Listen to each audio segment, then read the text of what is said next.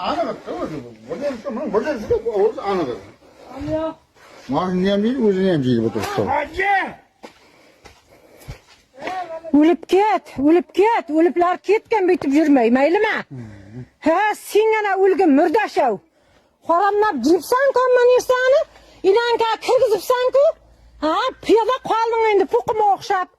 Özü bermezdik ya. Bugün aşağı dedi, bermeniz o maaşını. Ma södürep tatım anaqa chiqarim, ma turbada buturura berdi endi. Soramadım.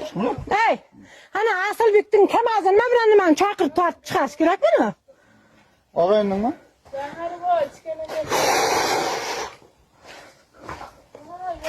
Ay, odamlarning mana yog'ini ham o'pirib jergan bo'l.